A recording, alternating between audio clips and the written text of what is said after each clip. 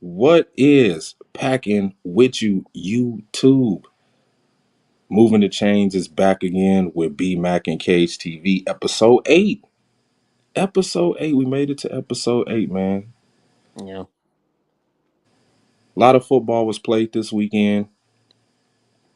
Got to see a lot of quarterbacks try to stand out, and we got to see some quarterbacks that we thought should stand out didn't stand out. Um, but before we get into the Packers and Patriots game, let's get into this. I know I spoke on it on a separate video about the David Bakhtiari and the trade rumors. I just want to know what you think about what Goot said that Bakhtiari is not being traded. And again, we heard this when he said he wasn't going to trade Aaron Rodgers. So, what's your thoughts on the trade rumors swirling around the National Football League? To be honest with you, man, I think David Bakhtiari wants to be traded, and I think he wants to be traded without him saying he wants to be traded. And the reason I'm saying this, like, I just don't think he's happy in Green Bay, man. Like, I just don't think he's happy. I think after the whole Rodgers fiasco went down, and ever since Rodgers got traded, you can tell that David Bakhtiari, like he's not really like you can tell like he says like he's distanced himself from the team a little bit. Mm, Um, when he said, you know, the rebuild thing, like this is a rebuild and it's disrespectful to move on from a Harvard quarterback when you're not saying it's not no rebuild. I think that's a sign, and I just think that him and Rogers been going back and forth on social media. Um, I think there was one tweet. I guess he tweeted Rogers saying that imagine what it will be like when you here with me and stuff. I just think that he wants to be in New York with Rogers, and there's not him coming out and saying it. I just might feel, me following this stuff. I just think that he wants to go, and if that's the case, then even though Dave Patriarri said he's not trading him, no, excuse me, Brian Gutekunst said he's not trading him. Like you said, like you said, he said it with Rodgers a few years ago. He's not trading him, and he ended up trading him. Um, the only reason I can see him trading him if somehow the Packers, maybe at the trade deadline, if the Packers if we struggle around the trade deadline, if we mm, like somehow we out of it, and if Goot wants to be a seller, then maybe. But I don't think Goot wants to help out the Jets anymore right, after the whole trade bit with him and Rodgers to the Jets and all that stuff. right. So I don't know. It's interesting now. If Dave Buddy already said now Dave Buddy already went to the front office and said he wants to be traded and only to the Jets, then I think Goot has no choice but to trade him to the Jets. You know what I mean? Because if like what I mean. So I don't know. It's interesting. But in my read, I feel like he wants to go, and I think we need to trade him because we don't want no. I'm not gonna say a cancel. We don't want another unhappy player in Green Bay with this young new could give us. Man, you made some interesting points, man. And the more and more I thought into this. Can you hear me? Yeah, yeah. The more and more after I made the video that I made, I thought more and more into it. And you brought up some great points about their interactions over social media, Aaron and Bakhtiari. Um, who knows if Nathaniel Hackett is playing a role of being in Bakhtiari's ear of trying to lure him over there? Because you already know what Aaron Rodgers is.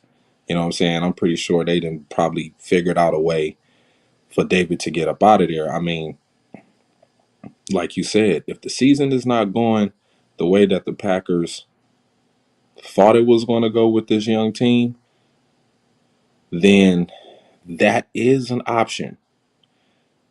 Trading Bakhtiari, but I think with that trade, the Packers are probably going to ask for so much more. So much more.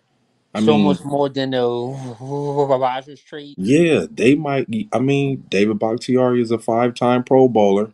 You know what I'm saying? He's one of the highest paid left tackles in the league at $23 million a year. And this is the reason why I don't think, well, this is what I don't think we'll trade him this year because we gave him that $15 million roster bonus. Oh Um, yeah. so I don't think we're going to trade him this year, despite if the season goes good or if it goes bad. You know what I'm saying? So, but I do think once the off season comes around, then there will be talks of Bakhtiari probably being traded because he's going to cost us $40 million in the cap next season, and Mm-hmm. which will put him higher than what's the left tackle over there for the 49ers, Trent Williams. Um. Yeah, he'll next season. I don't know what happened right there. Oh yeah. You- You're good. You're back. You kind of went out. Yeah. So I do think that Bach is going to probably push his way out, but if it's not to the Jets, I think there'll be a potential chance of him just playing out the remainder of his career um, with the Green Bay Packers. And if we do have to pay that 40 million, we'll Mm. probably take some money again and pay him another roster bonus.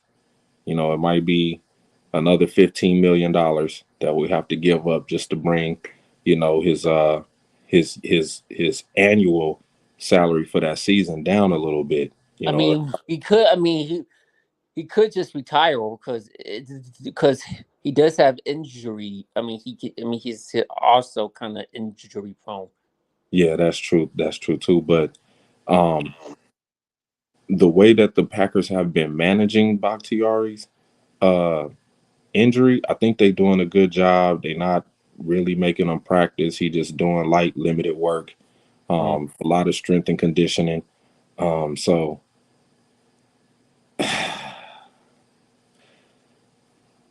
I want to believe Goot so bad. I want to trust his word because without Bakhtiari on that left side of the ball, it's gonna be some concerns with the offensive line. Was Excuse me. Because man, Yash Nyman, he hasn't shown any progression. yeah. I mean, we had to put Rasheed Walker over there. Mm. And we'll get to the game. He played in the game and he did a hell of a job. But we'll get into to the game. But Mm. just to finish on my end with the whole Bakhtiari situation, Mm. I think it would be in the best interest for the Green Bay Packers to keep him around as long as possible Mm. until you can find somebody that can play up to the potential that he played at that position. Because right now, you Yeah. got a quarterback that ain't playing up to the potential of the quarterback we just traded. You know what I'm Mm. saying? We haven't seen what he can do yet. You know what I mean? I mean, it would have been nice to see him have a little bit more playing time. We could have let Jordan Love play the last 5 games of the season if we knew it was going to end how it ended last year. You know what I'm saying? Yeah. Knowing that you wasn't going to keep Aaron anyway, you shot yourself in the foot. You should have just sat Aaron down. You out of here, bro. Let's get Jordan Love's feet wet for these last 5 games. But we didn't do that.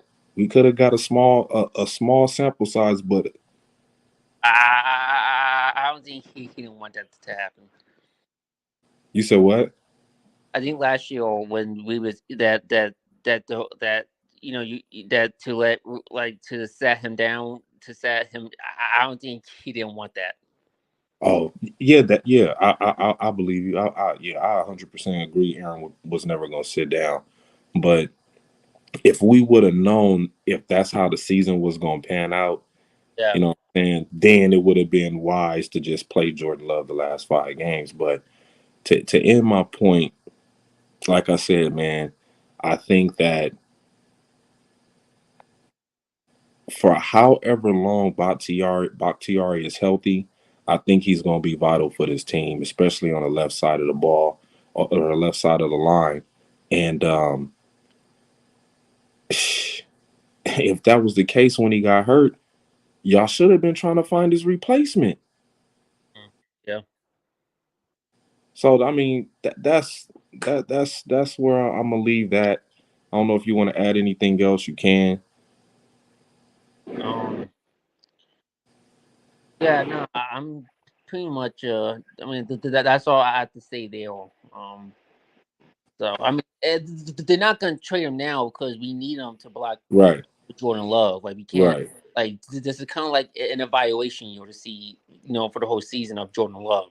So we Right. need to block. So we need to have someone that can protect Jordan Love with someone with experience.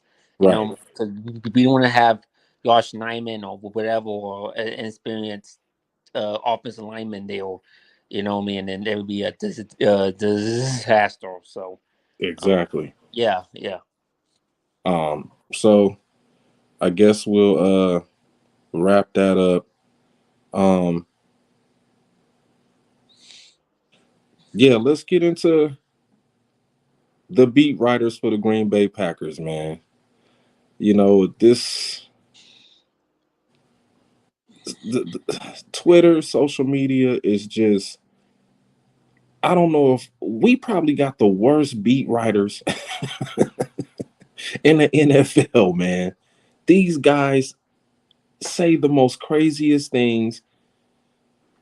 I mean, I can't pay attention to it no more, man. The things that they be saying, they all don't agree. They could be looking at the same damn play and have 4 different opinions on what they saw. You know what I'm saying? I mean, I don't know what you think about the Green Bay beat writers, man. Well, I want to say Green Bay fans. That's what I Oh, want to call them, Green Bay okay. fans. Because they're not really. I mean, I don't know, man. Like, these guys getting paid by Goo. Like, I feel like Goo's paying these beat writers millions of dollars just to say some of the, because with the stuff that they say, it's just complete like fanboy shit. Like, it's not really like beat writer exactly like Peter Bukowski. You know what I mean? Like, he just say some of the, like, the stuff he says is totally biased. Now, Aaron Nagel is a Packer fan. Like, he's a real Yeah. Packer fan. He's not, now he does cover the Packers, but now even the stuff that Nagel said is ejective. Like, the stuff that Nagel says is not really ridiculous with some of these beat writers say, but to me, He's I teetering. He's think, he's he's walking the line. He's teetering. but You know. to me though, Nagel is a fan that covers the Packers. To me, he's not a Right. beat writer. I just think he's a fan that just loves covering the Packers, his favorite team. So he doesn't really count I in agree with. this. But I think that but yeah, this other guys like Bob Domosky from ESPN, what I mean, he was saying some stupid stuff. Um and then now some of this is not positive, some of this is negative too. Um but yeah, man, it's just like what they say and how they say it too. You know what I Mm. mean? And then some. Who else is? There's a lot of Packer beat writers that's out there, man. That's just, I don't know. Like, like some of the stuff they say, man, makes me want to like really like. Are you really a beat writer, or are you just like are you like a low key fan? You know what I mean? Because I think some of these guys are just fans, in my opinion. I would say majority of them are Aaron Rodgers fans, and now that I, he's I and don't even think that. I mean, because some of them was taking, some of them been taking side swipes at Rogers. A couple of them, I be seeing been taking some swipes at Rogers. Like, oh, well, Jordan Love taking his checkdowns, something that Rogers wouldn't do. You know what I mean? Like, I've been seeing some of that from these beat reporters. yeah, like I said, man, it's gonna be the bitterness of seeing their favorite quarterback go play for another team is still an open wound. And I don't think it'll ever heal until Rodgers come back after he's retired and gets into the Packer Ring of Honor, or he's going to the Hall of Fame. I think that's when everything will be like, the closure. Right now, there's no closure. Right now, No. you know, not only did we see Rodgers go to the Jets, Mm-hmm. we see a bunch of other Packer players go to the Jets. So Yeah. it's, I think the frustration from the beat writers are still there. You know what I'm saying? From everything that went down in the off season and the whole darkness retreat and the whole phone service and them not communicating. It was just a messy Brief. thing. Hold on. I hate to cut you off, because this one guy I kind of want to call out. Uh, uh, Now he used to be a beat reporter for the Milwaukee Journal Central. Ty Dunn. Oh yeah, He used to do. You remember that Bleacher Report article back then with yeah, him the and like McCarthy McCarthy? Rogers. Yeah, Yeah, and he wrote that. He was behind. I mean he put that out. Um, yeah, yeah, and all that stuff. And I think, and then after that, Rogers caught him out on it, saying that it's like the whole article was BS if it was not true. Like he came out and shut that shut that Bleacher Report thing down. Um, and I think he has, and I don't think it's, and I don't think it's just from that. Because the reason I bring him up, because talk about the Paco beat. Now he's not a Paco beat writer now, but he used to be from back in mm, the day. But I think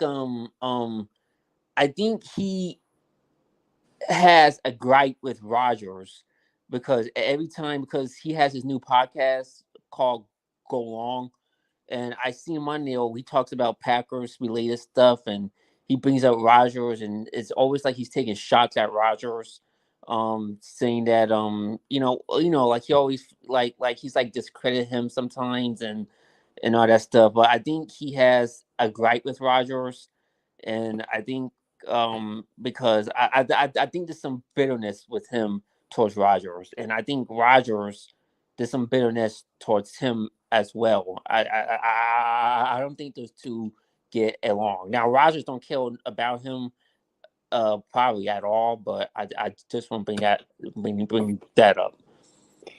um, yeah, but then again, you could look back at all of the shots that Rogers has taken at those reporters too. You know what I'm saying? Yeah, Everything goes hand in hand. So yeah, um, that can cause conflict, yeah, especially with him being a Packer. mm, So that might have something to do with it too. But yeah, um, yeah, man, it's just ridiculous the stuff that they write. yeah, Um, I try not to pay attention to it, but we just wanted to shed a little bit of light on that. Just yeah, if you really are invested into this team like we are, you mm, know, just take what you see done on the field for what it is. Don't listen. You know, when it comes to injuries, when yeah, it comes to injuries, then yeah, that's some information you might want to pay attention to. But all of the off the field stuff and the back and forth with the organization and the fucking um, the arguing and the confusion, don't pay attention to none of that shit, man. yeah, At the end of the day, we rooting for these guys to win football games, mm, not arguments. So, yeah, or listening to beat reporters and beat writers who basically just want content for clickbait. yeah, yeah, yeah. So, yeah, with that being said, man, we're going to move on from that and Yeah. let's get into this game, man. Mm-hmm. Packers against the New England Patriots. Yep. The Packers lose the game at home. Mm-hmm. 21-17. Excuse me. Hold on. Mm.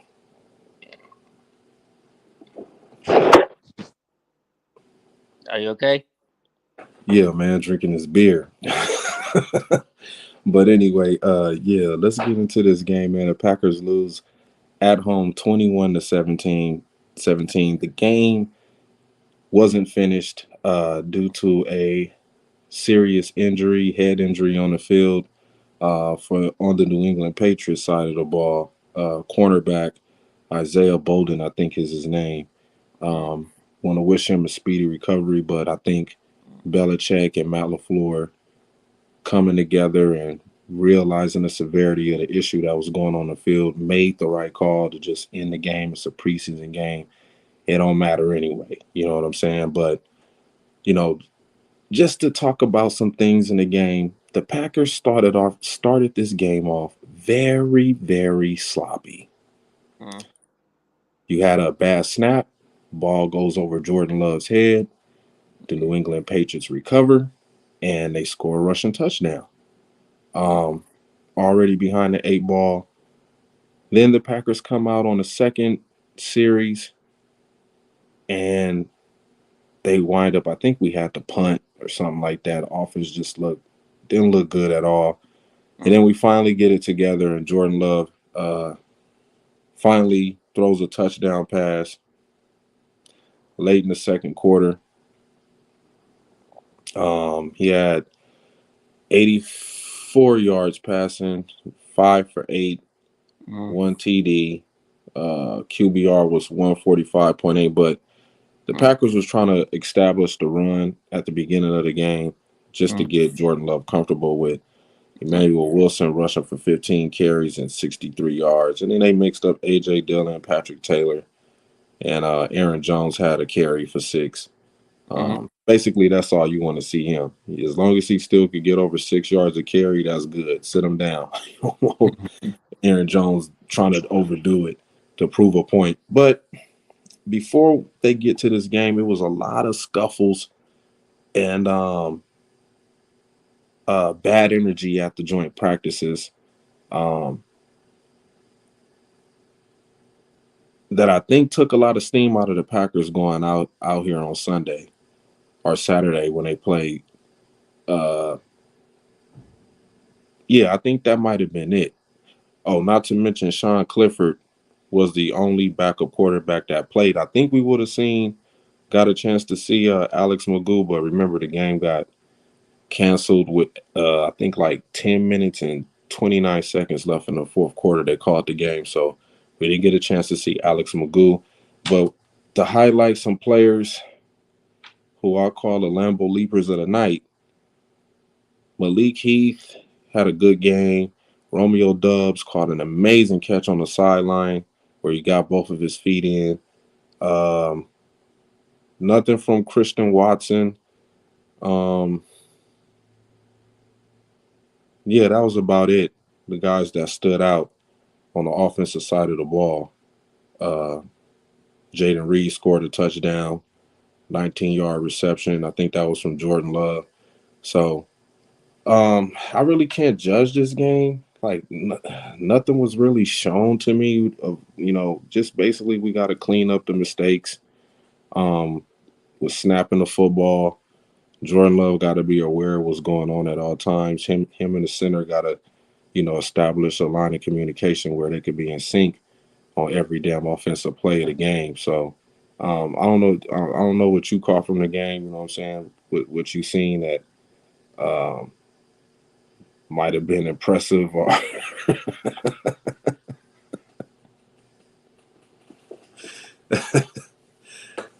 Uh, we did. Oh, another thing, we didn't score after the second half. We didn't score at all. We didn't score in the third quarter. So I mean,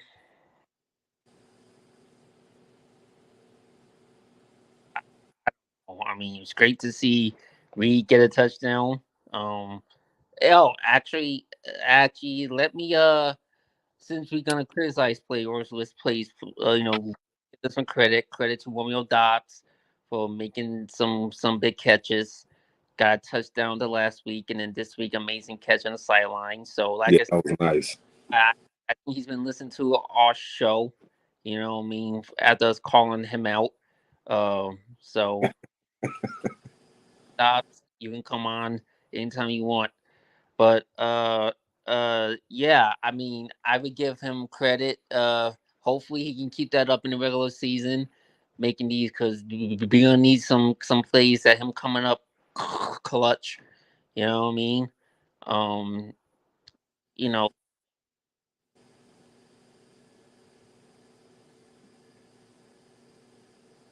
I can't hear you. huh?